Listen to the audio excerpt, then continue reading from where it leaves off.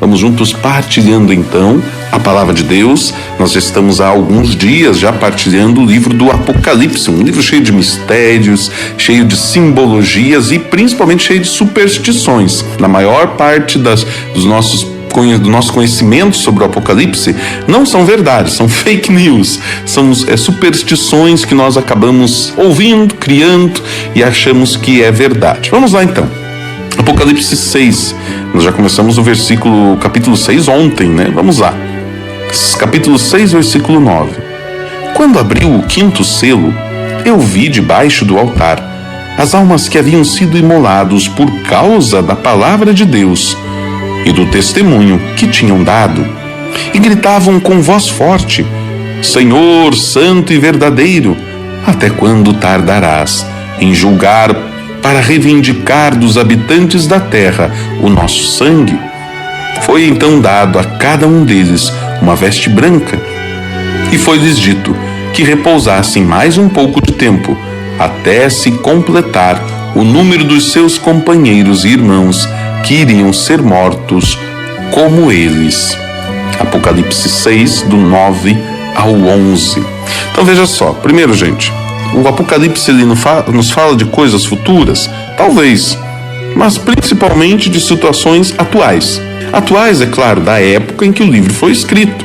Este trecho que nós estamos ouvindo aqui são os famosos 7 selos. Nós ouvimos a abertura, ontem, né? A abertura dos 4 primeiros selos. Cada um deles tem aí a sua explicação. Hoje nós vamos acompanhar a abertura deste quinto selo.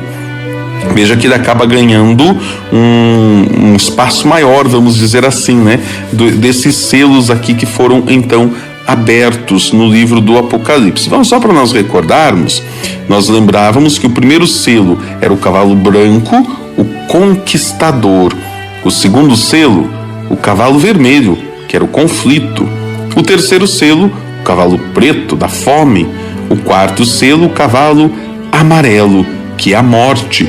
E agora então, o quinto selo, que podemos dizer, é o choro, o pranto dos mártires. Quem são os mártires? São aqueles homens e mulheres que morreram por causa da fé, manifestaram a sua fé. Eles professaram a sua fé, e por professarem a sua fé, por manifestarem a sua fé, é que então eles são perseguidos e mortos, derramam o seu sangue. Por isso nós ouvimos aqui, debaixo do altar. Por que debaixo do altar? Quando nós lembramos da palavra altar, nós precisamos lembrar que na Bíblia, e aqui também no Apocalipse, nós estamos nos referindo ao altar do incenso, que nós vamos acompanhar ainda em outras passagens, como no capítulo 8, no versículo 3, fala também aí do altar, com o turíbulo de ouro, enfim, né? É o altar do incenso, como ao altar dos holocaustos também, ou o altar dos sacrifícios, que ficava no templo, onde eram sacrificados os animais.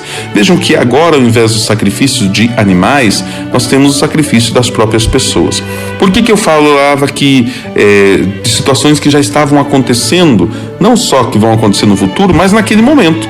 Porque nós bem sabemos dos tantos que morreram por causa da fé, dos tantos que morreram manifestando a sua fé em Jesus Cristo e que foram perseguidos por causa disso.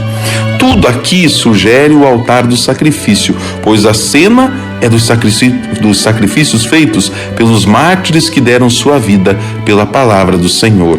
E aí nós líamos hoje também na catequese do Papa que justamente esses que já entregaram o seu sangue estariam então rezando por aqueles que estão sendo martirizados e injustiçados aqui na nossa realidade, aqui na nossa, vamos dizer assim, nessa dimensão que é a chamada igreja militante. Debaixo do altar, diz ainda a palavra, as almas daqueles que tinham sido mortos. Quando os sacerdotes realizavam os sacrifícios de pecados, de imolação pelos pecados, eles derramavam o sangue do animal à base do altar. Nós temos lá em Levíticos esse testemunho. A imagem aqui é dos sacrifícios feitos no altar, e as almas dos mártires estão debaixo do altar, como o sangue das vítimas de violência que clamavam a Deus pedindo justiça. Aqui as almas desses mártires farão seu pedido a Deus. Está vendo?